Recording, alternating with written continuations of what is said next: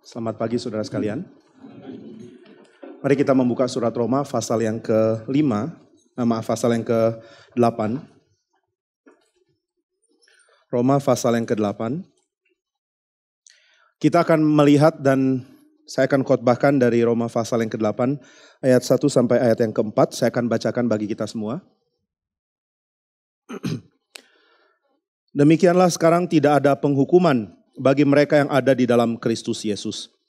Roh yang memberi hidup telah memerdekakan kamu dalam Kristus dari hukum dosa dan hukum maut. Sebab apa yang tidak mungkin dilakukan hukum Taurat, karena tak berdaya oleh daging, telah dilakukan oleh Allah, dengan jalan mengutus anaknya sendiri dalam daging, yang serupa dengan daging, yang dikuasai dosa karena dosa. Ia telah menjatuhkan hukuman atas dosa di dalam daging, supaya tuntutan hukum Taurat digenapi di dalam kita yang tidak hidup menurut daging, tetapi menurut roh. Saudara, mari kita berdoa. Bapa di surga, kami memohon kehadiran-Mu melalui Roh-Mu yang kudus, sehingga kami boleh dibimbing untuk mengenal Tuhan, dan betapa limpah pengenalan itu karena kami tahu pengenalan itu akan merubah seluruh hidup kami. Kami bersyukur oleh karena Kristus sendiri telah menjadi penyelamat kami dengan hadir di tengah-tengah dunia ini, menjadi penebus yang membawa kami ke dalam kelimpahan mentaati Tuhan. Kiranya Tuhan berkenan tolong, sehingga kami bukan saja mendapatkan khotbah yang kami bisa nikmati dan juga menggerakkan kami untuk mengenal kebenaran, tapi kami juga boleh memperoleh sebuah khotbah yang membawa kami makin mencintai Tuhan. Kiranya Tuhan tolong kami supaya kami juga mampu menunjukkan cinta kami karena sudah dicintai oleh Tuhan, melalui perubahan hidup yang kami jalankan untuk Tuhan. Dengarlah doa kami ya Tuhan, dalam nama Tuhan Yesus kami berdoa. Amin. Saudara sekalian, di dalam ayat yang pertama ditekankan, demikianlah sekarang tidak ada penghukuman bagi mereka yang ada di dalam Kristus Yesus. Kita biasa akan membaca bagian ini dengan cara yang seperti bersifat ke depan. Maksudnya adalah kita melihat bahwa kita bebas dari hukuman, berarti nanti kalau kita sudah mati kita tidak akan masuk ke neraka. Kita akan luput dari hukuman dan kita akan memperoleh surga sebagai akibatnya. Jadi kehidupan yang kita jalani di dalam dunia bisa kita jalani dengan penyertaan Tuhan, dan setelah kita mati kita boleh memperoleh surga. Saudara, di dalam kitab Roma, surat Roma, dari pasal yang pertama sampai pasal yang ke-7, Paulus tidak membahas tentang efek sorga atau neraka setelah kita mati. Kalau kita lihat di dalam pasal yang pertama, yang dibahas oleh Paulus adalah kekacauan hidup, terutama di dalam praktek homoseksual, itu jelas sekali menjadi sorotan di dalam pasal yang pertama. Kemudian pasal yang kedua menyoroti tentang kehidupan yang baik, kehidupan yang menjalankan Taurat. Pertama, kehidupan yang kacau. Kedua, kehidupan yang menjalankan Taurat. Ketiga, pengertian yang Paulus bagikan di pasal yang ketiga, mengutip dari kitab Mazmur, di mana pengertian dari Mazmur menunjukkan kerusakan hidup manusia secara total. Bukan cuma hati, tetapi juga perkataan, juga perbuatan. Tidak ada yang baik, semua rusak, semua kacau kehidupan di sini. Lalu di dalam pasal 3 masih Paulus menekankan tentang iman kepada Kristus sebagai yang merubah itu semua. Itu semua tentu adalah kehidupan yang kacau tadi. Lalu di dalam pasal yang keempat ada penekanan tentang pembenaran bukan karena saya sudah berhenti kacau. Di tengah-tengah keadaan saya masih kacau, Tuhan memberikan anugerahnya sama seperti Abraham. Ada paralel antara pengikut Kristus yang beriman kepada Kristus dengan Abraham yang beriman kepada Allah. Lalu pasal kelima menekankan bahwa kita ini sudah dikasihi dan dijadikan milik Tuhan. Waktu kita masih kacau, ketika kita masih rusak hidupnya. Kemudian pasal 6 dan pasal 7 memberikan dorongan untuk kehidupan yang diperbaiki. Jadi saya tidak melihat tempat untuk surga dan neraka di dalam pasal-pasal itu. Nah, saudara mungkin mengatakan, loh jadi Paulus tidak percaya surga dan neraka? Bukan, tentu tidak. Tetapi bukan tentang surga dan neraka yang Paulus sedang bahas di Roma mulai dari pasal 1 ke pasal 7. Kita dapat melihat pembahasan tentang surga dan neraka di dalam perkataan Yesus di Matius misalnya. Atau yang paling jelas di dalam kitab Wahyu, Alkitab dengan jelas mengajarkan ada sorga dan ada neraka. Tapi ini bukan berarti segala sesuatu dapat kita baca dalam kacamata sorga dan neraka saja. Sehingga ketika kita membaca dari Roma pasal 1 sampai pasal 7, kita sudah melihat bagaimana Paulus memberikan penekanan pada hidup di sini yang rusak ataupun yang mendapatkan karunia dari Tuhan. Hidup rusak yang makin rusak dan hidup rusak yang dapat anugerah dari Tuhan. Kemudian Paulus membahas bagaimana Kristus menjadi pembenaran kita. Dia menjalankan hidup sebagai manusia sejati. Maksudnya manusia sejati adalah dia menjalankan apa yang harusnya semua manusia jalankan. Dan saudara, di dalam pasal yang ke-8 ada penekanan mengenai apa yang harus ditinggalkan dan apa yang harus dikejar melalui pekerjaan Roh Kudus. Nah, kalau kita lihat secara teliti, saudara akan melihat bahwa surat Roma itu memberikan tekanan pada perubahan hidup. Namun tekanan itu diberikan melalui berita Injil, yaitu kita percaya karena iman. Dan pembenaran itu diberikan sebagai anugerah. Nah, maka waktu saudara membaca surat Roma, saudara tidak bisa melihat surat ini sebagai pemberi penjelasan bahwa kita ini akan masuk dalam sebuah pengadilan. Kemudian Tuhan akan putuskan kita ini benar atau salah. Lalu setelah itu kita akan dilempar ke neraka kalau diputuskan salah atau dimasukkan ke sorga kalau diputuskan benar. Tapi puji Tuhan, Kristus intervensi. Akhirnya dia yang dihukum dan kita yang ke sorga. Nah, tapi penekanannya bukan sorga neraka loh. Coba kalau saudara baca ya di dalam pasal 6, pasal 1 sampai pasal 7. Saudara akan melihat keindahan penekanan tentang hidup di sini. Nah, maka ketika kita membaca pasal 8, kita tidak bisa mengatakan bahwa pasal ini berbicara tentang penekanan hidup yang setelah mati. Saya hidup penuh dosa, maka mati masuk neraka. Nah, kalau saya mati masuk neraka, saya tidak dapat keselamatan. Kalau saya mati dengan iman, saya masuk surga. Apakah ayat ini sedang mengatakan demikian? Tidak. Bagian ini tidak mengatakan tidak ada penghukuman. Maksudnya kalau Tuhan Yesus datang kembali, kamu tidak dihukum masuk neraka. Bukan. Bagian ini sedang menekankan penghukuman dalam pengertian kuasa yang membuat kita hidup di dalam cara di mana kita sudah hidup. Nah, saya tidak mendengar klip dari Pak Tong sebelumnya, tapi tadi Pak Tong mengatakan hal yang mirip. Pak Tong mengatakan hukum di sini bukan hukuman. Hukum di sini adalah prinsip hidup. Nah, ini yang Paulus sedang tekankan. Tidak ada lagi penghukuman bagi mereka yang ada dalam Kristus Yesus. Condemnation ya. Maksudnya adalah tidak ada lagi kuasa-kuasa buruk, yaitu dosa dan maut, yang akan mengatur kehidupan orang percaya. Orang percaya tidak lagi dikuasai oleh dosa dan maut dalam pengertian hidupnya. Hidupnya tidak akan mencerminkan lagi kuasa dosa dan maut.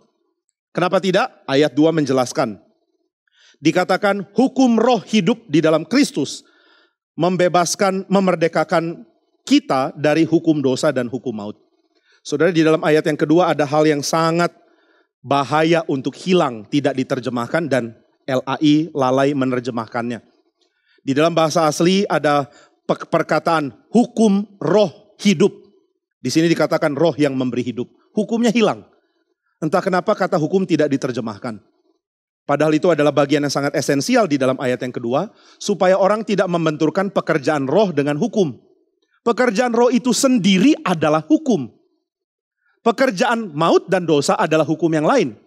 Ada hukum yang membuat kita kacau dan ada hukum roh yang membuat kita hidup di dalam prinsip hidup yang benar. Di dalam bahasa asli dikatakan hukum roh hidup di dalam Kristus. Memerdekakan kamu dari hukum dosa dan hukum maut. Itu kalimat panjang ya. Hukum roh hidup dalam Kristus. Di sini diganti dengan roh yang memberi hidup telah memerdekakan kamu dalam Kristus. Tentu saudara, di dalam bahasa Yunani setiap kata itu bukan cuma menjelaskan satu kata ya. Setiap kata itu bisa menjelaskan kegiatan, bisa menjelaskan keadaan yang berupa kalimat. Jadi kita tidak menyalahkan kalimat yang lebih panjang untuk menjelaskan satu kata. Yang saya kritik dari ayat yang kedua, bukan pengertian yang melebur perkataan roh yang memberi hidup, telah memerdekakan dan sebagainya. Tapi kehilangan kata hukum itu yang saya pikir didorong oleh tafsiran bahwa pekerjaan roh antitesis dari Taurat. Taurat itu hukum, pekerjaan roh bukan hukum. Tapi di sini dengan jelas menekankan bahwa roh itu membuat kita menjalankan Taurat sebenarnya. Roh membuat kita menjalankan hukum roh yang adalah bentur dengan hukum dosa dan hukum maut. Nah, jadi saudara, kata hukum roh hidup dalam Kristus. Itu satu kata, satu penjelasan yang indah sekali. Telah memerdekakan kamu dari hukum dosa dan hukum maut. Berarti sebelumnya ada hukum dosa dan hukum maut yang menguasai kita. Tetapi setelah itu Tuhan memberkati kita dengan hukum roh. Saudara pindah dari satu hukum ke hukum yang lain. Dari satu cara hidup ke cara hidup yang lain. Kalimat ini akan membuat kita mengerti apa itu Injil. Injil bukan cara masuk surga. Injil adalah cara hidup. Injil hidup, bukan Injil mati. Tapi kita sering meramunya menjadi Injil mati. Karena kita menawarkan Injil ini dengan mengatakan, hidupmu memang gak memberi apa-apa kok. Hidup di dunia itu penuh sengsara kok. Hidup di dunia nothing. Tapi nanti kalau sudah mati, kamu masuk surga. Hidup di dunia penuh dengan kesengsaraan, gak apa-apa, nanti setelah mati kamu masuk surga. Saudara, saya tidak mengatakan ya, sekali lagi, saya tidak mengatakan bahwa pengharapan itu salah. Hidup di dunia penuh dengan penderitaan, tapi puji Tuhan nanti saya masuk surga. No problem. Tapi kalau kita menyoroti kalimat itu, hidup di dunia gak ada apa-apa lagi, penderitaan aja, dan nanti kita masuk surga. Lalu kita mengasumsikan kehidupan kita di bumi tidak penting dalam pandangan Tuhan. Itu akan bentur dengan seluruh kitab suci. Kita tidak akan mengajarkan ajaran Alkitabiah jika kita tidak menekankan pentingnya hidup saat ini. Jadi saudara sekalian, pengharapan memang bukan untuk saat ini. Kesempurnaan hidup yang Tuhan janjikan bukan sekarang. Tetapi kewajiban untuk hidup baik itu boleh kita nikmati sekarang. Sehingga di sini saya akan coba menawarkan, atau ya bukan menawarkan ya sebenarnya. Saya ingin membagikan pengertian yang kita bisa pahami dari pasal 8 dalam beberapa bagian. Bagian pertama saya ingin membahas dulu mengenai apa itu hukum. Apa pengertian hukum di dalam pengertian dari surat Roma. Kita sebenarnya sudah berapa kali membahas, tapi saya akan coba rangkum di dalam khotbah hari ini. Lalu yang kedua kita akan lihat apa perbedaannya hukum roh dengan hukum dosa dan hukum maut. Itu hal yang kedua. Kemudian yang ketiga kita akan melihat apa yang membuat kita menikmati hidup di dalam hukum roh. Kenapa hukum roh begitu membuat kita penuh dengan kebaikan dan kelimpahan? Lalu yang keempat kita akan lihat bagaimana pekerjaan Kristus yang hidup, mati dan bangkit menjadi pemberi atau menjadi penjamin bahwa kita akan hidup di dalam hukum roh. Maka kita mulai dari yang pertama, apa itu hukum? Saudara, hukum ini tidak ada kaitan dengan pengadilan di dalam ruang pengadilan. Hukum di sini berkait dengan cara hidup yang melampaui apa yang kita putuskan. Ini adalah cara hidup yang mendorong kita untuk mengambil keputusan. Sesuatu yang tidak dideteksi, tetapi yang sangat menguasai cara kita menjalani hidup kita. Saudara, di dalam zaman modern, pemikir yang sangat penting yaitu Immanuel Kant, dia menekankan tentang pentingnya mengetahui ada prakondisi untuk rasio. Ini sesuatu yang di dalam pikiran sebelumnya tidak banyak digali. Ini yang membuat Immanuel Kant dianggap sebagai pencetus revolusi dalam dunia filsafat. Ya sebenarnya dia mengklaim itu bagi diri sendiri sih ya. Saya nggak tahu saudara anggap itu sombong atau gimana. Tapi dia mengatakan saya sudah mengemukakan revolusi Kopernikan dalam dunia filsafat. Kopernikus merevolusi cara kita melihat alam. Ternyata bukan matahari mengelilingi bumi, ternyata bumi yang mengelilingi matahari. Nah Kant mengatakan saya juga merubah cara berpikir filsafat. Ada revolusi di dalam dunia filsafat. Revolusinya apa? Revolusinya adalah Kant menyadari bahwa ada prakondisi untuk rasio. Di mana kita tidak bisa berpikir di luar prakondisi itu. Tapi prakondisi itu sendiri tidak termasuk hal yang kita pikirkan di dalam aktivitas rasio. Ini mungkin agak sulit dipahami, tapi saya ingin ambil contoh tentang mata. Saudara kalau lihat segala sesuatu, saudara lihat apa yang saudara lihat. Tapi saudara melupakan fakta bahwa ada mata. Jarang kita ingat mata waktu kita melihat sesuatu. Adakah di antara saudara yang ketika melihat ditanya, lagi lihat apa? Saudara bilang mata. Aku lihat ada lensa mataku, ada kornea, ada retina. Enggak, saudara enggak lihat itu semua. Saudara melihat sesuatu di luar mata, tapi kalau mata saudara berhenti berfungsi, saudara enggak akan bisa lihat apapun. Saudara dikuasai ada prakondisi penglihatan dan prakondisi itu mata. Dan prakondisi ini tidak saudara lihat, ini di luar penglihatan. Kalau ditanya apa yang matamu lihat atau apa yang kamu lihat, saudara akan mengatakan saya hari ini lihat jemaat hadir, saya lihat ada tiang, saya lihat ada kamera, ada lampu, itu yang saya lihat. Tapi tidak ada yang mendeteksi ada mata. Jarang sekali kita mengingat ini. Nah ini yang namanya prakondisi untuk rasio. Saudara bisa berpikir karena didorong oleh prakondisi ini. Dan cara saudara berpikir tidak akan lari dari prakondisi ini. Tapi di dalam tradisi empiris dan juga tradisi rasionalis sebelum Kant, tidak ada yang menyadari pentingnya prakondisi ini. Ya tentu ada pemikir-pemikir seperti Hobbes misalnya, atau juga Francis Bacon yang sudah menggali ini. Tetapi Kant yang membuat populer ya, karena entah kenapa tulisan dia sangat booming sekali mengenai hal ini. Nah jadi saudara, ada prakondisi tentang pengertian kita. Ini yang banyak orang tidak sadar. Prakondisi yang membuat kita tidak bisa keluar dari dunia kita yang kita bangun di dalam pikiran kita. Sehingga apapun yang kita pikirkan akan berkait dengan hal yang sudah dibangun lebih dulu. Tidak ada yang sadar bahwa komitmen agama seseorang akan menentukan keputusan dia untuk melihat bukti misalnya. Komitmen entah ikut Tuhan atau melawan Tuhan akan menentukan pandangan saya tentang keberadaan Tuhan. Banyak orang mengklaim kalimat bodoh seperti nggak ada bukti untuk Tuhan, tanpa pernah berpikir bahwa apa yang dia pikir sebagai pikiran rasional, itu sebenarnya cuma produk dari prakondisi pikiran dia. Dan dia tidak sanggup melihat keluar dari itu. Bahwa fakta bahwa bukti itu belum dia rumuskan, tidak mungkin bisa dipakai untuk membuktikan Tuhan. Karena dia sendiri tidak jelas mengenai bukti yang dia minta untuk ditawarkan. Jadi saudara sekalian, ketika orang berpikir, dia sedang dikuasai oleh prakondisi tertentu yang mengarahkan pikiran dia. Nah saudara, di dalam surat Roma, Paulus membahas tentang prakondisi untuk gaya hidup. Hidup yang saudara jalani dikuasai oleh prakondisi tertentu. Dan di dalam pasal pertama dari surat Roma, prakondisi yang Paulus bagikan adalah entah engkau mengagumi kemuliaan Tuhan atau engkau mengabaikannya sama sekali. Jika engkau memutuskan untuk menikmati kemuliaan Tuhan, maka engkau akan menjalankan hidup di dalam prakondisi iman dan juga Taurat. Tapi jika engkau melawan Tuhan, engkau akan menjalani prakondisi berontak. Tuhan akan biarkan engkau, itu ditulis di pasal 1, Tuhan membiarkan engkau di dalam hawa nafsumu. Sehingga kita akan menjalankan secara instingtif segala hal yang buruk dan rusak, dan kita tidak sadar kalau itu buruk dan rusak. Salah satu bukti bahwa prakondisi adalah hal yang benar-benar mempengaruhi orang adalah pengertian yang bisa diperoleh dari diskusi antara orang Kristen dengan orang beragama lain misalnya.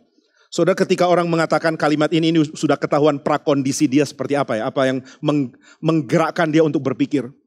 Ketika orang mengatakan misalnya, menurutmu kalau ada orang baik, orang yang tidak jahat, orang yang suka tolong orang lain, orang yang punya kehidupan yang sangat saleh, tapi dia tidak kenal Tuhan Yesus, kira-kira gimana? Dia selamat atau enggak? Orangnya baik loh, sangat baik, tapi dia enggak percaya Tuhan Yesus, selamat atau enggak? Saudara, tiap kali dapat pertanyaan seperti ini, saya sudah tahu prakondisi dari orang yang tanya. Hati-hati kalau tanya sama hamba Tuhan Reform, banyak pengertian prakondisi yang jadi pembacaan tentang komitmen iman saudara. Kalau orang tanya begini langsung terbaca, bagi dia hidup tanpa Tuhan itu enggak masalah. Coba bayangkan ya, saudara, saya minta saudara analisa juga kalimat tadi. Kalau ada orang agama lain, agama Buddhis misalnya, atau agama apapun lah, dia enggak kenal Tuhan Yesus, selamat enggak? Dia rajin tolong orang, dia bantu orang lain. Ada orang miskin dia kasih 70% dari pendapatannya. Jauh lebih hebat daripada pengurus dan hamba Tuhan di gereja. Jadi dia selamat atau enggak? Saudara jawabnya gimana? Ya saya juga enggak ngerti, tapi katanya enggak selamat loh. Saya juga bingung untuk ikut kelas katekisasi, katanya enggak selamat. Ya saya beriman aja lah pendeta ngomong gitu, apalagi pendeta Reform. Nah saya sudah langsung mengerti prakondisi dari pengertian saudara tentang hidup. Saudara mengasumsikan hidup tanpa Tuhan itu oke. Mampu dijalankan, bisa dijalankan. It's possible to live without God. Adalah mungkin untuk hidup tanpa Tuhan. Itu error paling besar dalam sejarah manusia. Nggak ada orang bisa hidup tanpa Tuhan. Pengertian itu harus ditanamkan dulu.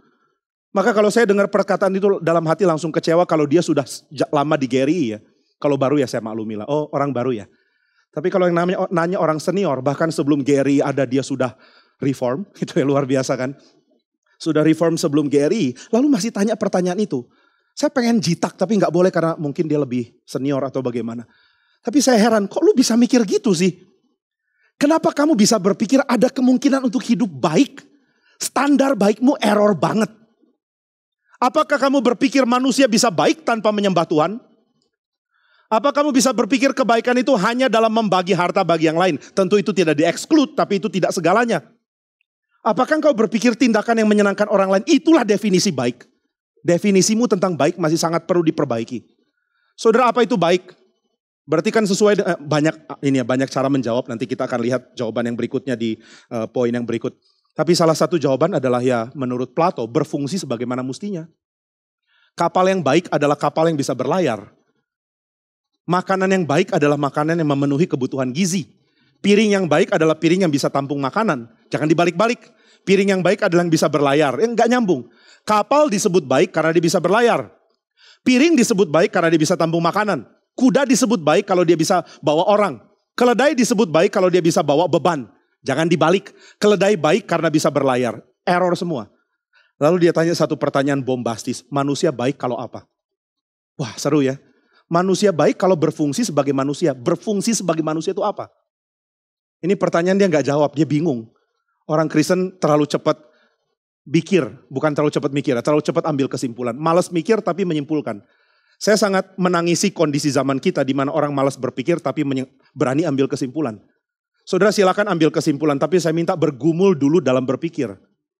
Ya, sebagai jemaat GRI Bandung, saya berharap kita semua bisa bertanggung jawab di dalam kesimpulan pikiran kita. Menyimpulkan setelah bergumul dan berpikir dengan teliti. Apa itu baik? Mungkinkah manusia berfungsi sebagai manusia tanpa pengantara, yaitu Kristus?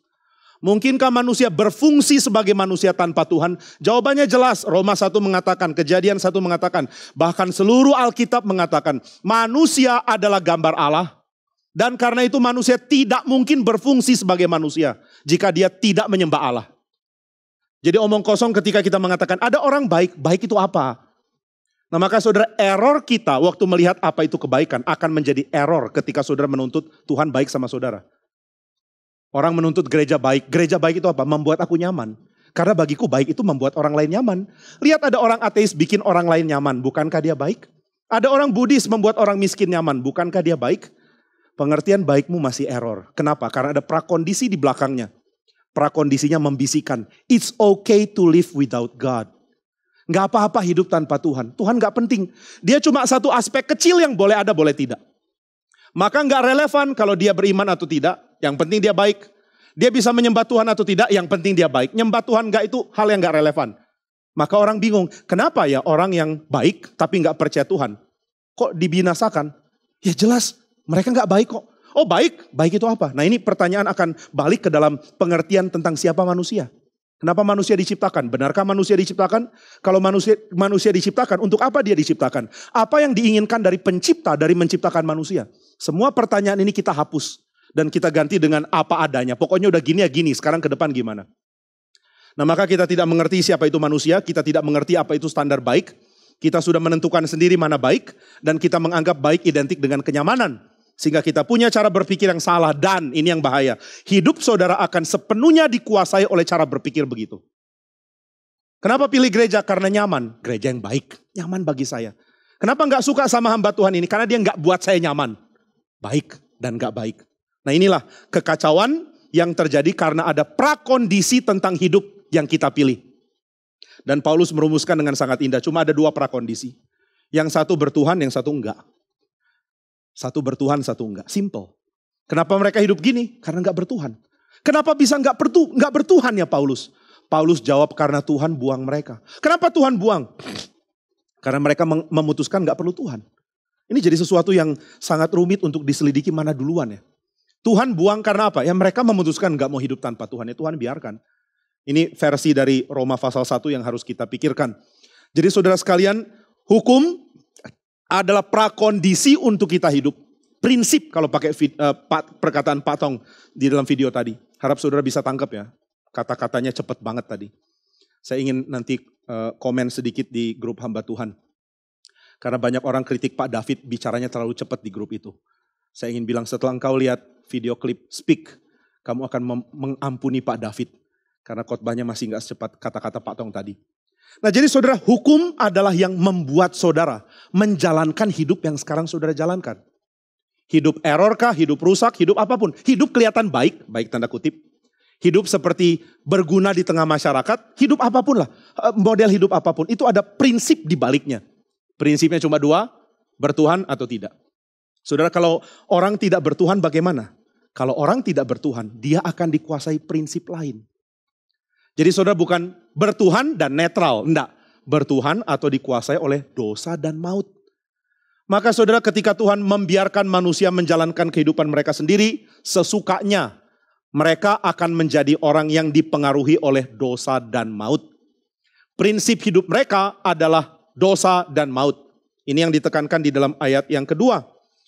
Tanpa Roh Kudus memberikan kita hukumnya, maka kita akan hidup di dalam hukum dosa dan hukum maut. Sebenarnya kita sudah hidup di dalam hukum dosa dan hukum maut. Maka saudara, pengertian pertama kita sudah bahas apa itu hukum. Kemudian hal yang kedua yang akan kita bahas, hukum apa yang Roh Kudus berikan kepada kita? Hukum roh. Menarik sekali bahwa hukum adalah tema utama, tema yang sering berulang di dalam surat Roma. Paulus mengadopsi pemikiran Yahudi abad pertama, meskipun itu bukan pemikiran di zaman perjanjian lama. Paulus mengadopsi pemikiran orang bahwa Taurat itu adalah hukum, harus ditaati, kalau enggak kamu akan binasa. Tapi Paulus mengingatkan, hukum lebih daripada cuma sekadar mentaati. Bukan mentaati set of rules, tapi saudara berkomitmen di dalam sesuatu yang saudara tidak jelaskan karena saudara tidak sadari. Tendensi kita untuk bertindak dikuasai oleh sesuatu yang sifatnya bersifat prakondisi dari pengertian kita tentang hidup. Ada banyak hal yang akan membuat kita sadar siapa kita sebenarnya. Ada pepatah mengatakan di dalam keadaan darurat baru kelihatan orang itu seperti apa. Semua orang boleh berteori, tapi di dalam keadaan darurat baru ketahuan siapa itu siapa. Di dalam keadaan sulit baru kita tahu siapa yang berani ambil resiko untuk melayani, siapa yang tidak. Di dalam keadaan terjepit baru kita tahu natur dosa dari manusia yang selama itu tersembunyi sekarang muncul.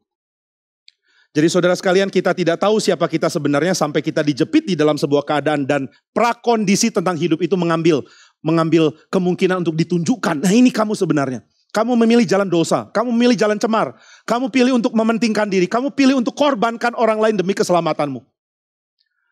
Banyak orang lakukan ini. Banyak orang pikir yang penting aku aman, keluargaku aman, biar orang lain yang menderita, biar itu urusan mereka kok. Nah saudara, prakondisi itu yang menghancurkan. Dan Paulus mengatakan, ya tentu Tuhan ya lewat Paulus, bahwa ada hukum roh. Demikianlah sekarang tidak ada penghukuman, tidak ada pembuangan bagi mereka yang ada di dalam Yesus Kristus. Kenapa? Ayat 2. Karena hukum roh telah diberikan. Hukum apa ini? Hukum roh hidup dalam Kristus. Itu satu kalimat, satu penjelasan. Hukum roh hidup di dalam Kristus. Hukum roh hidup di dalam Kristus itu apa? Hukum roh hidup di dalam Kristus memastikan saudara dan saya tidak berada di dalam keadaan netral meninggalkan hukum yang lama, lalu hidup tanpa ada pimpinan. Hukum roh di dalam Kristus, hidup di dalam Kristus, adalah hukum yang membuat saudara menjadi baik. Nah, maka saudara kalau mempertentangkan antara Injil dan perbuatan baik, itu sesuatu yang sebenarnya kurang bijak. Saudara tidak boleh tentangkan Injil dengan perbuatan baik, tapi saudara harus jelas mana duluan, mana belakangan. Apakah Injil tidak perlu ditambah perbuatan baik? Jawabannya adalah Injil dulu sepenuhnya, baru kemudian perbuatan baik. Kalau kita salah mengerti ini bahaya sekali. Saudara akan menjadi seorang antinomian, gak peduli aturan. Dosa pun gak apa-apa. Injil tidak pernah diberikan belakangan. Injil diberikan dulu. Keselamatan saudara, pembenaran saudara, itu maksudnya Injil ya. Pembenaran, keselamatan, cinta Tuhan itu diberikan dulu sebelum saudara melakukan apapun. Setelah itu diberikan, saudara dimampukan untuk hidup baik. Jadi hidup baik jadi isu. Karena Roma pasal 1 mengatakan manusia tidak baik. Lalu bagaimana supaya bisa jadi baik? Pasal 2 mengatakan ada hukum Taurat, jalanin aja. Nggak bisa, manusia nggak bisa jalani karena dia secara prakondisi sudah dikuasai oleh dosa dan maut. Jika prakondisi dia adalah dosa dan maut, dia tidak mungkin menjalankan Taurat yang menuju kepada hidup. Jadi manusia itu kasihan sekali. Mau hidup beres gak bisa, mau hidup benar gak bisa. Yang paling mungkin dia bisa lakukan adalah hidup secara negasi kejahatan. Nah itu mungkin. Hidup menegasi kejahatan itu mungkin. Saudara mungkin tidak mencuri, itu mungkin. Saudara mungkin tidak berzina, mungkin. Saudara mungkin tidak membunuh, mungkin. Saudara mungkin tidak membenci, mungkin. Tetapi Tuhan tidak menginginkan manusia meninggalkan dosa demi berada dalam satu keadaan yang sifatnya kosong. Ingat di dalam perjanjian lama Tuhan menata seluruh ciptaan sehingga tidak kacau balau, tapi juga gak kosong. Saudara kalau punya kamar berantakan, lalu orang bilang rapikan, saudara buang semua barang. Itu gak berantakan tapi kosong. Gak ada gunanya punya kamar kosong. Nah maka saudara, Tuhan tidak membuat kacau balau jadi hilang, lalu bumi jadi kosong. Kosong pun Tuhan gak mau. Maka setelah manusia mengatakan, saya mau tinggalkan dosa. Lalu dia jadi kosong, gak ada gunanya. Kekosongan hidup bukanlah solusi. Meninggalkan dosa lalu masuk ke kekosongan, itu yang seringkali secara tragis orang Kristen bisa lakukan.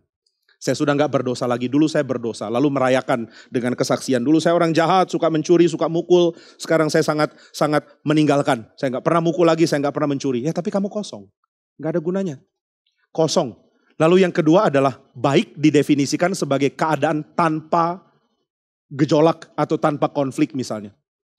Saudara, baik itu bukan cuma keadaan moral ya, baik itu adalah keadaan diri juga. Keadaan jiwa, baik. Nah sekarang ini kita pinjam dari Aristotle. Aristotle pernah mengingatkan bahwa jiwa yang baik adalah jiwa yang mencapai kelimpahan yang mungkin dicapai di dalam esensi dari benda itu. Dari jiwa lah kalau mau dibilang. Nah jadi saudara ada sedikit keunikan ya. Plato mengatakan bahwa baik itu adalah berfungsi sebagaimana mestinya. Sedangkan Aristotle mengingatkan baik itu adalah menikmati keadaannya semungkin dia bisa. Saudara gak menikmati hidup menjadi manusia itu bukan baik. Baik berarti saudara menyukai diri saudara, menyukai hidup saudara. Dan manusia tidak pernah didesain untuk menyukai dosa dan maut. Manusia gak mungkin suka hidup cemar, gak bisa. Itu kesukaan palsu. Maka hukum roh membuat manusia berada dalam keadaan baik. Bukan netral, bukan kosong, bukan cuma sekadar moral baik. Saudara akan menikmati hidup. Nah ini poin yang dibawa oleh berita Injil sebenarnya. Injil adalah tawaran bahwa kalau kamu ikut Tuhan, ada cara untuk hidup lebih limpah. Hidup yang penuh dengan bahagia, itu baik. Nah, maka Aristotle memperkenalkan kata eudaimonia atau eudaimonia. Saya kurang bisa logat Yunani ya, katanya nggak boleh baca eudaimonia. Itu pembacaan orang Inggris terhadap Yunani. Harus baca eudaimonia. Saya logat nggak jelas ngomong Yunani. Nah saudara, apa artinya eudaimonia? Itu artinya adalah jiwa yang berada dalam keadaan atau baik. Berita Injil, evangelion atau evangelion. Itu apa? Baik, angelion, berita. Apa itu baik? Saudara, definisi baik benar-benar perlu digumulkan. Karena kalau saudara baca sejarah filsafat, ini adalah tema yang dibahas gak habis-habis selama ribuan tahun. Tapi kita dengan gampang mengatakan, saya sudah tahu apa itu baik. Kita lebih keren loh. Kalau Plato dengar kita ngomong gitu, dia bisa sakit jantung terus mati kali. Udah mati sih. Dia akan kaget, lu udah ngerti apa itu baik? Ngerti? Wah guru, engkau sudah tulis berapa buku? Belum pernah. Guru, engkau baca berapa buku? Enggak suka baca. Terus lu bilang lu tahu? Iya. Sekarang saya tahu, kamu bukan tahu, kamu gila gitu ya. Plato habiskan seluruh hidupnya cari tahu apa itu baik dan dia seperti nggak dapat pengertian. Aristotle menghabiskan seluruh hidupnya dan dia cuma dapat kesimpulan dari coretan-coretan yang dia pikir masih belum final. Para filsuf bergumul tentang apa itu baik karena mereka tahu ini konsep gak bisa sembarangan didefinisikan. Lalu orang Kristen dengan sembarangan mengatakan Injil itu tidak boleh ditambah perbuatan baik. Apa itu perbuatan baik? Ya pokoknya itu tolong nenek-nenek seberang jalan. Kasih ikan bakar ke Pak Jimmy. Itu benar-benar gak ada kaitan dengan keselamatan saudara. Pokoknya perbuatan baik itu ya kamu membuat orang lain senang. Oh lain. Bukan cuma itu. Baik adalah keadaan jiwa. Apakah engkau baik? Saudara, baik itu bukan cuma sekadar gak ada hal negatif. Nah ini poin kedua yang saya mau tekankan. Saudara, bagi orang Yunani atau bagi para pemikir yang teliti menyelidiki tentang konsep baik. Baik itu bukan absennya keadaan buruk. Kalau saudara ditanya, gimana kesehatanmu? Lalu saudara bilang, baik. Nah kita salah jawab. Karena yang kita maksud baik adalah yang gak kena COVID. Paru-paru masih berfungsi lah. Detak jantung masih ada. Gak demam. Suhu normal, itu baik. Tapi kalau ditanya, kamu bisa lari 10 kilo naik mendaki? Oh ya gak bisa, gak baik. Tetapi saya gak sakit maaf. Baik itu bukan gak sakit. Nah ini ya highlight untuk poin yang kedua. Baik tidak ada kaitan dengan negasi keburukan. Baik adalah keadaan yang sempurna, yang limpah. Yang penuh dengan tujuan yang memang Tuhan siapkan. Kalau kita pinjam Plato, baik adalah tujuan final dari sesuatu yang diciptakan itu. Manusia diciptakan untuk apa, itu tujuan finalnya itu baik. Kalau kita pinjam Aristotle, berarti keadaan di dalam pun baik. Kita menikmati menjadi manusia di dalam segala kelimpahannya. Maka kalau saudara ditanya, karena sekarang sudah sedikit diskusi tentang filsafat, tentang apa itu baik. Gimana keadaanmu sehat? Saudara bilang aja, kosong. Kok kosong? Maksudnya nggak demam, nggak COVID, nggak sakit, nggak mencret, pokoknya nggak yang negatif-negatif. Tapi saya masih belum bisa lari 10 kilo, masih belum bisa bersepeda, berapa kilo kalau sepeda? 20 kilo atau berapapun lah. Saya masih nggak sanggup, jadi saya belum baik. Saya on the way to baik gitu ya. Saya sedang menuju kebaikan. Demikian juga dengan kerohanian. Kerohanian baik itu bukan berarti saudara menjadi anggota reform, tidak berbuat dosa, tidak melakukan hal yang cemar, bahkan ibadahnya pun fisik. Ini kan lumayan baik ya. Tapi saudara sekalian, kebaikan di dalam kerohanian adalah hidup yang berkepenuhan. Yesus Kristus mengatakan, aku memberikan hidup yang berkelimpahan. Nah, itu baik. Nggak ada yang bisa disebut baik kalau kurang dari itu. Itu sebabnya ketika Tuhan Yesus disapa guru yang baik, Yesus menjawab dengan Allah yang baik. Ini bukan berarti dia menentang pengertian dia Allah ya, bukan. Karena orang Yahudi punya kebiasaan untuk jawab salam dengan cara yang sama. Ini ada dalam tradisi Islam juga. Kalau orang Islam mengatakan assalamualaikum, saudara harus menjawab waalaikumsalam.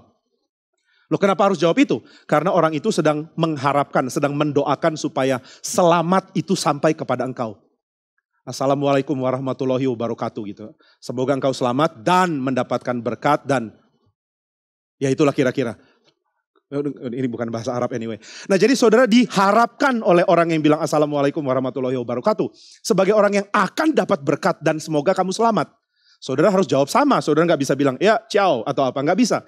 Saudara akan jawab waalaikumsalam warahmatullahi wabarakatuh dan untuk engkau sama dan selamat. Dan berkat juga untuk engkau. Itu sebenarnya baik ya. Jadi saudara gak usah anti sama assalamualaikum. Tapi karena ada muatan agama Kristen dan Islam ya. Kita jadi agak susah mengucapkannya. Seolah-olah kalau mau mengucapkan ini kayak pro kepada yang pasang-pasang baliho atau gimana. Nah maka saudara, di dalam pengertian baik yang dimaksudkan dalam percakapan Tuhan Yesus dengan orang Yahudi. Adalah orang Yahudi ini munafik. Dia menyebut guru yang baik supaya Yesus reply guru yang baik juga ke dia. Ini tradisi Yahudi, tradisi Arab sama. Guru yang baik, oh guru yang baik juga, sesama. Yesus menolak jawab itu. Guru yang baik, Tuhan yang baik. Loh kok kamu gak bilang aku baik juga? Jadi Yesus tidak menolak dibilang baik. Yesus menolak menjawab yang sama. Dia menjawab Allah baik. Nah itu yang terjadi ya. Jadi Yesus gak bilang, jangan bilang saya baik. Saya gak baik-baik amat kok. Baru kemarin saya mencuri kemuliaan atau apa. Enggak, Yesus gak ada dosa. Nah maka saudara ketika orang mengatakan guru yang baik, Yesus mereply dengan mengingatkan level baik itu bukan cuma sekadar ucapan untuk nanti di-reply. Baik standarnya pada Allah. Maka saudara kehidupan yang baik itu sebenarnya yang harusnya kita cari. Kesempurnaan hidup itu yang harusnya kita inginkan. Dan kita sedang mencari itu loh. Kita sedang cari tapi gak dapat. Kita ingin hidup yang lebih baik tapi kita pikir hidup yang lebih baik itu bisa dilakukan tanpa Tuhan. Lagi-lagi prakondisi tentang hidup baik kita jalankan tanpa sadar dengan cara yang memberontak melawan Tuhan. Dan ini faktanya kok, kita adalah orang yang gagal terus menerus jatuh. Terus menerus salah karena secara instingtif kita seolah mengabaikan Tuhan. Tapi saudara sekalian, Paulus sudah mengingatkan di dalam ayat yang ke-1. Tidak ada penghukuman bagi mereka yang ada di dalam Kristus Yesus. Saudara tidak mungkin lagi dikuasai oleh kuasa kematian dan dosa. Saudara bisa jatuh dalam dosa itu benar, tapi bukan kuasa itu lagi yang sekarang jadi prakondisi hidup saudara. Sekarang prakondisi hidup saudara adalah bertuhan. Saudara sekarang bertuhan dan itu sampai kepada bagian yang ketiga. Apa kaitan ini dengan Taurat? Saudara prakondisi kita sekarang bertuhan dan kalau bertuhan kita perlu firman. Kita perlu dituntun oleh Tuhan melalui menggumulkan firman. Sehingga ini yang akan kita otomatis lakukan tanpa sadar. Kita ingin tahu apa yang diperkenan Tuhan. Meskipun kita nggak selalu dapat jawabannya. Saudara, kita bukan orang yang sempurna. Kita bisa pilih bisnis yang ternyata salah mungkin. Atau kita pilih bidang pekerjaan yang salah. Atau kita bertindak salah. Kita bisa jatuh di dalam dosa kasar mungkin. Atau jatuh di dalam kemalasan. Atau jatuh di dalam dosa yang menguasai kita di dalam amarah, hawa nafsu, seks atau apapun. Bisa jatuh. Tapi surat Roma pasal 8 mengingatkan engkau tidak akan dikuasai lagi. Prinsip hidupmu bukan itu lagi. Prinsip hidupnya sudah dirubah. Jadi saudara ini yang penting untuk kita pahami. Kejatuhan saudara di dalam dosa bukanlah kejatuhan di dalam prinsip dosa. Beda ya, ini yang harus dibedakan. Kalau tidak kita akan selamanya berada di dalam kegalauan atau kegelisahan yang tidak jelas. Ketika orang tanya apakah kamu sudah selamat, saudara jangan takut jawab sudah. Jika saudara benar-benar beriman kepada Tuhan. Loh kenapa berani bilang sudah, hidupmu masih jatuh bangun begitu? Lalu saudara dengan hati yang hancur dan kepala yang tertunduk mengatakan, iya hidup saya masih jatuh bangun. maka saya makin mengagumi cinta Tuhan kepada saya. Karena surat Roma mengingatkan bahwa orang pilihan dicintai Tuhan ketika mereka masih berontak. Ketika saudara berada dalam titik paling jahat dalam hidup saudara. Saat itu saudara harus tahu Tuhan cinta saudara saat itu. Tuhan cinta kaum pilihannya, murka iya tapi juga cinta. Dan Tuhan ingin balikkan kita. Tuhan mencintai kita pada waktu kita jahat. Pasal 5 menjelaskan kok. Dengan demikian saudara mempunyai ketenangan bahwa keadaan dipimpin oleh hukum roh itu bukan kemampuan saya. Itu pemberian Tuhan. Tuhan yang berikan sehingga saya mampu dipimpin oleh roh. Jadi waktu saudara membaca bagian ini, saudara dapat penghiburan. Masihkah mungkin saudara jatuh dalam dosa? Masih. Dan kita tiap minggu akan mengakui kami berdosa, kami cemar. Mungkinkah kita tidak lagi perlu berubah? Enggak mungkin, kita masih perlu berubah. Masih banyak hal yang buruk yang terjadi di dalam hidup kita, dalam pikiran kita, dalam tingkah laku kita. Kadang-kadang kita bertindak seolah-olah hukum yang lama itu yang menguasai kita. Tapi saudara sekalian, Tuhan mengingatkan di dalam pasal yang ke-8 bahwa enggak ada penghukuman. Maksudnya tidak ada penghukuman adalah tidak ada lagi condemnation, tidak ada lagi pembuangan dari Tuhan di pasal 1. Di pasal 1 Tuhan membuang manusia, di pasal 8 tidak ada pembuangan. Tuhan sudah ambil kamu jadi miliknya.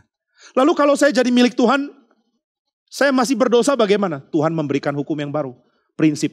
Dan yang namanya prinsip itu sesuatu yang selalu ada di awal untuk dikembangkan dan dijalankan kemudian. Saudara akan bertindak berdasarkan prinsip baru, makin lama makin jelas, makin baik dan makin sanggup melakukannya. Nah itu sebabnya poin yang kedua ini sangat penting ya. Tuhan memberikan hukum roh hidup dalam Kristus. Supaya saudara punya kehidupan yang limpah. Bukan cuma sekadar tidak berdosa.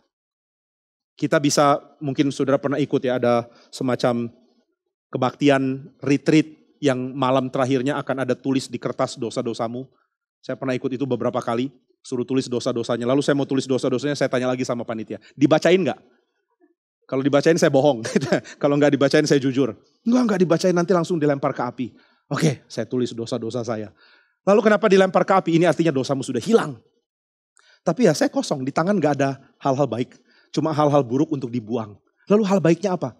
Cinta Tuhan, cinta manusia, rela berkorban, berjuang, mau bekerja, mau punya hidup yang mengasihi, mau mengampuni. Itu semua daftar-daftarnya gak diberikan loh.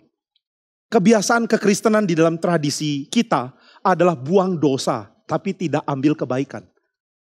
Bahkan anak kecil pun disuruh nyanyi itu kan. Yesus ambil dosaku dan buang ke laut. Lalu dia kasih apa untuk saya? Ya, yang penting dosamu udah dibuang, masih minta lagi. Yang penting dosa udah gue buang. Emangnya Tuhan Yesus tukang sampah gitu ya? Kenapa dia buang dosa? Karena dia mau memberi kebaikannya. Oh ini yang miss. Saya buang dosa selesai. Belum selesai. Terus kebaikanmu mana? Hidup barumu mana? Sucimu mana? Cinta sesamamu mana? Cinta Tuhan mana? Ini yang gak ada. Sehingga orang menafsirkan suci sebagai tidak berdosa lagi. Kamu sudah hidup dalam kekudusan, saya masih berdosa. Itu terus jawabannya. Ya memang benar ya, kekudusan enggak berarti saudara boleh sembarangan berdosa, tidak. Tapi kekudusan juga berarti saudara punya mode hidup yang baru. Yang didedikasikan untuk kekristenan, didedikasikan untuk Tuhan. Karena hidup di dalam roh berarti hidup bertuhan. Karena ingat di dalam pasal 1 Tuhan membuang orang berdosa, di dalam pasal 8 tidak ada lagi pembuangan. No more condemnation, tidak ada lagi. Sekarang saya mengambil engkau jadi milik saya. Dan kalau manusia sudah menjadi milik Tuhan, maka dia bertuhan sekarang. Kalau dia sekarang bertuhan, mode hidupnya berubah. Nah ini poin yang kedua ya. Jadi hukum roh membawa kelimpahan, bukan cuma kekosongan karena dosa sudah dibuang. Lalu bagian yang berikutnya, apa kaitan ini dengan Taurat? Saudara, kita sudah bahas di bagian sebelumnya. Paulus mengatakan celakalah saya. Kenapa celaka? Karena dia memandang kemuliaan Tuhan lewat Taurat. Sekarang tidak ada lagi celaka. Ayat 1 mengatakan tidak ada lagi penghukuman. Maka saudara bisa menikmati kemuliaan Tuhan. Tanpa takut dibuang. Saudara bisa menikmati kemuliaan Tuhan di dalam apapun. Di dalam melihat Taurat, di dalam menjalankannya. Di dalam menghidupi kehidupan yang Tuhan mau. Dan inilah yang membuat kehidupan menjadi limpah versi Taurat. Jadi saudara, pengertian Calvin itu sangat baik untuk kita tafsirkan ya. Ada third use of the law. Atau yang sering orang-orang yang belajar Calvin, ahli Calvin mengatakan ini adalah educational use of the law. Fungsi education dalam hukum. Taurat itu mengedukasi orang Kristen, orang percaya. Diedukasi untuk apa? Di dalam pasal yang ketiga, Calvin menulis banyak ya. Saya cuma menyimpulkan sebagian kecil. Saya sangat menyarankan saudara baca Institutio. Kalau baca sekali belum ngerti nggak apa-apa. Kali kedua baca lagi, kali ketiga baca lagi. Kalau saudara bilang, Pak itu 1800 halaman. Kali ke-1 seumur hidup pun belum selesai. Ya sudah, tapi usahakanlah ya. Saya harap saudara mungkin bukan seorang yang full time teolog pastinya. Nggak tentu bisa punya waktu cukup banyak untuk baca. Tapi kalau punya, saya harap saudara belajar baca Institutio. Ini karya indah sekali. Nah di dalam buku yang ketiga, Calvin menyimpulkan, ada banyak tapi ada 2 hal yang sangat penting. Yaitu sangkal diri, pikul salib, dan berbuah. Ini kalimat indah ya. Saya nggak bisa kutip kalimat persisnya, tapi saya memparafrasekan kalimat Calvin. Dia mengatakan kehidupan Kristen adalah kehidupan yang tiap hari sangkal diri, tiap hari pikul salib yang Tuhan percayakan. Dan ketika itu dirasa membebani dan tidak ada berkatnya, kita akan hancur. Tetapi baik pembenaran oleh iman maupun pilihan yang Tuhan berikan kepada kita. Tuhan memilih kita, Tuhan mencintai kita. Itu membuat menyangkal diri dan memikul salib menjadi berbuah. Nah ini penting untuk kita pahami. Calvin tidak setuju praktek menyangkal diri dan pikul salib yang kosong. Misalnya, saudara menjalankan kaul tidak bicara atau kaul tidak makan apa-apa sampai kurus kerempeng. Kenapa lakukan itu? Karena ini berarti menyangkal diri. Iya betul itu menyangkal diri, tapi buahnya apa bagi orang lain? Selain melihat engkau yang kurus, nggak ada kan? Nah, jadi yang Calvin tekankan penderitaan Kristen itu ada buah. Percuma saudara jalankan penderitaan yang nggak ada buah bagi orang lain. Coba penderitaan saudara apa ya? Mungkin saudara takut kecoa, lalu di rumah saudara banyak kecoa, lalu saudara mengatakan saya mau menyangkal diri. Kecoa hadirlah, itu gak ada gunanya. Saudara berani hidup dengan kecoa, itu tidak memberkati orang lain. Kecuali kalau saudara akhirnya menyelidiki kecoa dan menemukan kecoa ternyata menghasilkan obat COVID. Saya gak tahu saudara mau ambil atau enggak ini. Tapi intinya adalah menyangkal diri dan pikul salib itu tidak jauh dari buah jika saudara melakukannya di dalam pembenaran dari Tuhan. Atau dengan kata lain yang Calvin sedang katakan, Taurat mengajar kita untuk jadi berkat meskipun harus menyangkal diri dan pikul salib. Taurat mengajar kita menjadi berkat meskipun kita harus tinggalkan diri kita yang lama. Sehingga Taurat di dalam pengertian ini, sekali lagi parafrase ya, saudara nggak akan menemukan kalimat persisnya seperti ini, bukan seperti ini. Sehingga yang Calvin tekankan di di buku yang ketiga adalah Taurat melatih orang Kristen untuk jadi berkat. Meskipun itu berarti harus sangkal diri dan pikul salib. Taurat melatih kita untuk keluar dari sifat egois kita dan mulai memperhatikan bagaimana harus hidup untuk jadi berkat. Jadi saudara, Taurat bukan hal negatif yang harus dibuang. Taurat adalah pendidikan supaya umat Tuhan mampu sangkal diri dan pikul salib ketika mereka lakukan itu untuk jadi berkat. Nah saya yakin berkhotbah itu adalah sesuatu yang menjadi berkat. Saya nggak terlalu tahu apakah memakai jas itu menambah berkat yang saudara dapat atau enggak. Tapi demi keteraturan saya pakai jas. Lalu karena pakai jas keringetan. Sehingga saya pikul salib. Benarkah saya pikul salib? Nah ini pertanyaan yang Calvin akan jawab, enggak. Kamu pakai jas itu bukan pikul salib. Loh jadi apa ini? Itu adalah, ya nggak tahu apa. Pokoknya makin keringetan kamu, nggak berarti orang makin dapat berkat. Saya nggak tahu, saudara makin dapat berkat ketika saya makin berkeringetan atau enggak. Tapi intinya adalah memikul salib atau menyangkal diri itu selalu akan berkait dengan menjadi buah. Jadi kalau saudara menderita tapi itu enggak menjadi buah bagi orang lain, no use. Percuma kita menangisi penderitaan kita kalau penderitaan itu tidak dijadikan berkat atau buah. Maka saudara John Piper punya edisi yang khusus ya. Dia menulis, dia pernah kena cancer, lalu dia menulis don't waste your cancer. Jangan buang-buang kansermu. Mama saya sangat suka baca itu, mama saya juga kena kanker dan sudah dipanggil Tuhan. Tapi ketika dia sakit dia baca itu dan dia senang sekali. Jangan buang penderitaanmu. Maksudnya jangan buang penderitaan. Ya apapun yang kamu alami, alami itu untuk jadi berkat bagi orang lain. Pikirkan caranya lah gimana. Nah jadi saudara, penderitaan Kristen bukan penderitaan untuk bikin kita menangisi diri, merasa aduh saya orang yang kasihan. Ayo kasihani saya orang kasihan. Tapi Taurat akan melatih kita untuk menjalankan penderitaan sebagai cara untuk menjadi berkat. Maka bagi Calvin, dan saya pikir itu Alkitabiah, Taurat adalah dorongan untuk kita terus-menerus terbiasa jadi berkat. Ini yang ditekankan di dalam Taurat, di dalam kitab Imamat misalnya. Untuk saudara jadi berkat, saudara harus berrelasi dengan Tuhan. Untuk berrelasi dengan Tuhan harus ada korban yang dibawa. Untuk saudara jadi berkat, saudara harus relakan semua hasil panen yang jatuh untuk diambil orang lain. Untuk saudara jadi berkat, saudara harus berikan tanah dari suku saudara untuk orang Lewi. Untuk saudara jadi berkat, saudara harus menjalankan ibadah dengan teratur. Untuk menjadi berkat harus jalankan ini, harus jalankan itu. Banyak sekali hal. Penderitaan yang dialami atau ketekunan untuk hidup sulit, kalau kita mau bilang sulit. Yang dijalani Israel karena ada Taurat, itu adalah untuk menjadi buah. Untuk menghasilkan buah. Nah maka saudara Paulus sedang mengingatkan poin yang ketiga. Dulu kamu gak bisa berbuah karena kamu hidup dalam daging. Kamu dikuasai oleh dosa dan maut. Apapun yang kamu kerjakan, ujung-ujungnya bikin kamu sengsara. Dan bukan cuma bikin kamu sengsara, itu bikin orang lain pun sengsara bersama kamu. Orang tua yang tidak di dalam Tuhan akan sengsara. Bukan karena dia tidak tahu bagaimana hidup baik, tapi karena dia tidak bertuhan. Lalu dia mau hidup untuk kesenangan sendiri. Waktu dia mendidik anak, dia pun akhirnya membiasakan anak untuk cari kesenangan sendiri. Orang egois mendidik anak yang juga egois. Sudah anak egois, papa, mama egois, anak egois, seluruh keluarga rusak. Setelah menderita apa gunanya? Gak ada buah di situ. Jadi saudara sekalian, kehidupan kita yang lama membuat kita terkurung di dalam keadaan sangat tidak manusiawi. Mati. Dan mati bukan cuma keadaan final tak bernyawa, gak ada nafas, bukan. Mati berarti saudara dikucilkan dari segala berkat menjadi manusia alias tidak baik. Saudara berada dalam keadaan buruk karena dikuasai oleh dosa dan maut. Tapi kita terus ambil jalan itu. Kita terus ambil jalan itu. Manusia terus ambil jalan itu. Manusia enggan jalan Tuhan karena dipikir jalan Tuhan itu membosankan. Manusia terus ambil jalan mati dan akhirnya benar-benar mati. Nah itu sebabnya ketika kita menjadi orang yang mau ikut Tuhan, Paulus mengatakan itu terjadi karena kita sudah dimenangkan oleh Tuhan lebih dulu. Lalu Tuhan memberikan kepada kita hukum roh hidup dalam Kristus. Yang akan membuat kita menjalani kehidupan menderita sekalipun demi menjadi berkat, demi ada buah bagi yang lain. Nah bagaimana ini mungkin? Ini sampai kepada poin yang keempat. Di dalam poin yang keempat ditekankan bahwa segala ini mungkin karena Kristus menjadi sama dengan kita. Dia menjadi berada di dalam daging. Dia mengalami kutuk bagi kita. Dengan pengertian lain, saudara dan saya hanya mungkin lepas dari keadaan lama setelah saudara bersekutu dengan keadaan yang baru. Roh Kudus itu tidak bekerja tanpa Kristus. Roh Kudus bekerja menyatukan kita dengan Kristus. Maka hukum roh disebut hukum roh hidup dalam Kristus. Itu yang ditekankan di ayat yang kedua. Hukum roh hidup dalam Kristus memampukan saudara dan saya untuk berjuang menjadi lebih manusiawi. Menjadi lebih kudus mengikuti Tuhan sesuai dengan apa yang Tuhan mau. Bagaimana perjuangan ini dilakukan? Dengan adanya pengulangan yang terus-menerus dilakukan. Ini yang ditekankan di dalam ayat yang keempat. Supaya tuntutan hukum Taurat digenapi di dalam kita yang tidak hidup menurut daging tapi menurut roh. Tuntutan ini digenapi oleh Kristus, tapi diberikan kepada kita secara progres ketika kita hidup dalam hukum roh.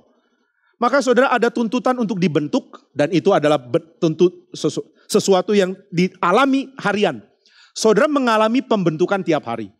Saudara tidak bisa berharap, sekali saudara dapat pesan langsung berubah. Sekali dapat pengertian langsung baik, enggak.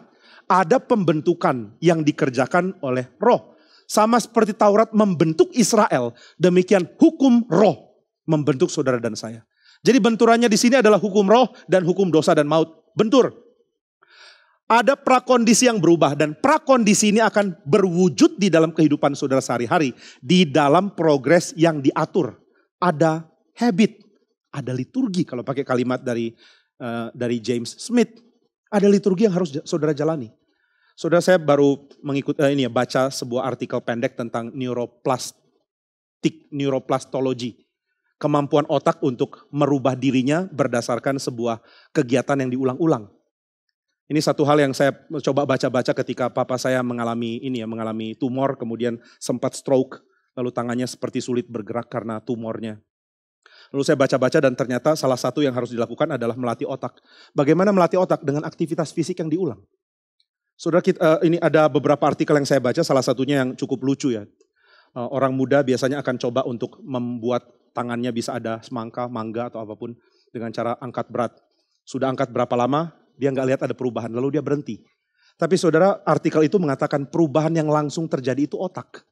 Otak yang lebih dulu menyesuaikan diri dengan aktivitas kita. Kenapa? Ini penting sekali. Kenapa otak dulu? Karena otak sedang cari cara paling efisien untuk angkat 5 atau 10 kilo yang saudara angkat. Saudara angkat 10 kilo, otak pikir gimana paling efisien. Rupanya orang ini kerjaannya angkat-angkat gitu ya. Ini yang otak pikir. Otak pikir, ya unik ya, otak berpikir memang. Ini orang kerjaannya angkat-angkat, maka otak akan cari cara supaya saudara mengeluarkan energi paling sedikit untuk angkat beban itu. Supaya saudara nggak perlu tambah makan. Nah ini kan berlawanan dengan tujuan kita olahraga kan. Kita olahraga supaya boleh tambah makan. Tapi otak kita berpikir lain. Gimana caranya supaya energi yang dikeluarkan seminimal mungkin. Supaya nggak boros. Maka otak yang lebih dulu beradaptasi. Sehingga saudara akan sanggup angkat beban itu tanpa lihat perubahan otot. Ototnya belum berubah dan ini yang bikin orang putus asa. Kok saya belum kayak Arnold atau siapapun itu namanya ya. Mana belum ada mangganya, baru ada duku. Duku nggak laku, saya maunya mangga. Nah, tapi saudara, yang dikatakan oleh artikel itu adalah, ini adalah cara untuk penanganan stroke sebenarnya. Ada pengertian yang sangat penting untuk ditekankan. Otak punya kemampuan untuk beradaptasi di dalam memberikan informasi neuronnya atau apapun lah namanya, mengadopsi bentuk dan lain-lain. Aktivitas otak sangat cepat berubah. Ini yang orang gak sadar. Banyak orang berpikir bahwa dirinya itu dikuasai oleh semacam kuasa yang tak bisa dirubah. Saudara, kuasa yang tidak bisa dirubah menurut Paulus adalah kuasa dari dosa dan maut. Yang akan dirubah oleh kuasa anugerah Tuhan, yaitu di dalam hukum roh, hidup di dalam Kristus. Yang lain-lain bisa dirubah. Ketika orang mengatakan, aduh saya kecanduan pornografi, gak bisa berubah. Kenapa gak bisa berubah? Saya sudah memang lahir begini. Enggak. Otak saudara perlu waktu untuk membiasakan diri. Sehingga saudara tidak menginginkan hal itu lagi. Tapi kita nggak punya ketekunan itu. Kita berpikir kalau saya mau berubah untuk hidup suci ya, saya harus plek langsung hidup suci saat itu. Dengar khotbah, malam itu langsung berubah. Setiap hari langsung berubah. Nggak bisa. Saudara perlu habit yang baru. Dan habit itu tidak menjadi buah di dalam 1-2 kali coba. Saudara silakan tanya siapapun orang yang latihan olahraga. 1-2 kali sudah cukup. Nggak bisa. Saudara harus lakukan itu bulanan, tahunan, baru sedikit ada hasil. Orang latihan tinju dia perlu biasakan cara gerak pinggulnya, cara gerak bahunya, cara gerak tangannya. Berbulan-bulan baru dia bisa adaptasi kebiasaan baru. Nah ini adaptasi kebiasaan baru versi otak dan tubuh. Otak akan melatih dirinya, tapi dia akan latih dirinya sementara. Begitu saudara berubah habit, dia rubah lagi. Karena dia akan berusaha seefisien mungkin dengan yang saudara jalankan. Jadi jangan salahkan otak. Ini salah satu buku penting saudara perlu baca ya, nanti cari di Momentum. Apakah otak untuk dipersalahkan? Saya seorang gay. Kenapa otak saya disetting begitu? Really? Yakin ini penemuan terakhir? Yakin ini scientific? Yakin ini secara psikiatri tidak akan dibantah lagi? Apakah engkau yakin tidak akan keluar artikel yang mengeritik ini? Saya nggak bilang bahwa itu adalah sesuatu yang pasti salah, enggak. Saudara punya kecenderungan itu nggak bisa dirubah. Saya ragu dengan itu. Saya diingatkan oleh Pendeta Ivan bahwa yang engkau baca dari Alkitab itu yang nggak boleh diragukan. Bukan kesimpulan saintifik. Karena kesimpulan saintifik bisa dibantah lagi nanti kok. Nah maka saudara ketika kita membaca pengertian yang mengatakan otakmu memang sudah gitu. Otakmu sudah korsletnya begitu kok. Ya udah gitu aja. Kamu memang orang yang khusus. Keunikanmu adalah gampang kecanduan pornografi kah atau gampang selingkuh atau apapun. Kamu build that way. Otakmu memang begitu. Saya akan mengatakan Alkitab kok gak setuju dengan itu ya. Tapi riset terakhir bisa dibatalkan oleh riset yang berikutnya. Silakan dalami sebuah bidang apapun. Saudara baca jurnal saintifiknya, saudara akan lihat berbagai macam aliran dan pandangan yang bisa beda-beda. Orang berpikir dengan percaya diri, ini aliran sains, karena sains sudah pasti benar. Nggak tentu, coba lihat lagi artikel yang lain. Maka saudara daripada kita terus-menerus dikurung oleh school of thought yang masih mungkin berubah, mari kita dikurung oleh kitab suci aja. Kitab suci mengatakan ada perubahan lewat kebiasaan yang terus dilakukan dalam jangka panjang. Ketika saudara melatih diri beribadah kepada Tuhan, cinta kepada Tuhan bisa dimunculkan. Ketika saudara setia menjalankan kehidupan yang Tuhan mau, pada waktunya saudara akan menyadari, saudara makin mampu untuk menyenangi itu. Saudara akan makin mampu menyenangi memberi bagi orang lain, menyenangi berkorban, menyenangi mengasihi, menyenangi mengekang diri, menyenangi membuang dosa, membenci dosa, semua bisa muncul. Tapi saudara harus berubah. Nah ini poin yang ditekankan di bagian kesimpulan dari khotbah ini. Saudara adalah orang yang sekarang diset di dalam prakondisi bertuhan. Dan untuk bertuhan, saudara harus rela berubah. Tuhan sudah mencintai saudara dalam keadaan saudara paling buruk.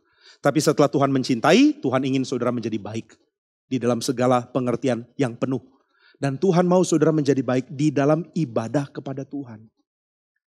Dan ini yang harus dirubah. Tapi sayang gereja melakukan tindakan yang kontraproduktif. Karena gereja men-set kebaktian supaya makin mirip dengan dunia luar. Ini kebodohan yang luar biasa ya. Tuhan ingin supaya kita berubah dan waktu kita masuk ke dalam gereja kok sama aja. Gereja diset dengan agak gemerlap, agak remang-remang sedikit supaya mirip dengan kebiasaan anak muda nongkrong. Sehingga orang bisa mengatakan, kamu bisa menjadi Kristen dan tetap keren. Kamu bisa kok jadi Kristen dan tetap funky. Apapun artinya itu saya nggak tahu. Kamu bisa jadi Kristen dan kamu tetap berjiwa muda kok.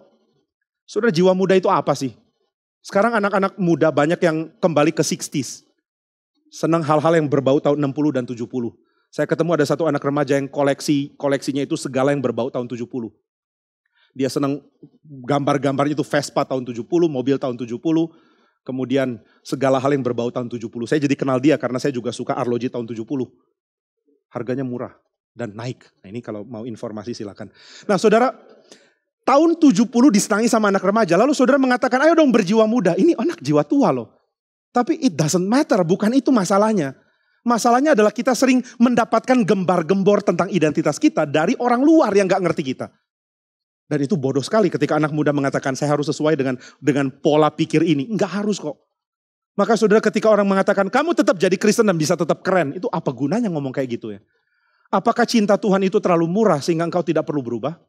Apakah untuk Tuhan merubah dari keadaan satu ke keadaan lain pun menjadi tidak penting? Saudara kalau mengagumi Tuhan, keren gak keren itu jadi gak penting loh. Kalau saudara mencintai Tuhan, menjadi funky atau enggak itu enggak penting. Tapi ini program yang digembar-gemborkan gereja. Ayo datang ke sini karena kalau engkau ke sini kamu akan lihat kekristenan tetap keren. Tetap sama kok, enggak perlu berubah. Itu salah besar. Saudara tidak akan menikmati kelimpahan menjadi manusia tanpa ada perubahan. Saudara memang dicintai oleh Tuhan, tapi cinta Tuhan adalah satu syarat mutlak yang harus ada supaya saudara mulai berubah. Dan Tuhan mencintai kita tanpa syarat, tapi itu jadi syarat untuk kita berubah. Saudara harus ingin berubah. Karena kehidupan saudara sekarang belum final. Saudara saat ini belum menikmati kelimpahan sempurna yang Tuhan desain untuk saudara. Lalu bagaimana saya menikmati lebih lagi? Makin suci, makin cinta Tuhan, makin cinta sesama, makin mampu menjalani kehidupan Kristen yang meneladani Kristus. Dan saudara akan makin berlimpah. Dan ini yang Tuhan sebenarnya sedang ajak untuk kita nikmati.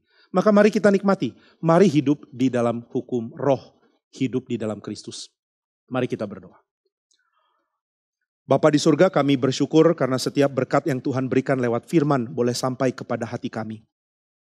Kiranya Tuhan tolong kami supaya kami berubah. Dan perubahan kami adalah perubahan yang makin boleh membuat kami menikmati hidup sebagai manusia. Kami ingin menikmati kebaikan, bukan cuma bertindak baik, tapi menikmati keadaan jiwa yang baik. Dan kami tahu keadaan ini hanya mungkin ketika kami makin setia mengikuti Tuhan. Kiranya Tuhan tolong kami, berkati kami dengan firman-Mu, berkati kami dengan bentukan, tuntunan, dan pimpinan Roh Kudus. Kami bersyukur karena Tuhan mencintai kami. Dan kami lebih lagi bersyukur karena Tuhan tidak membuang kami. Dan terutama kami bersyukur karena Tuhan mau membentuk kami. Dalam nama Tuhan Yesus kami berdoa. Amin.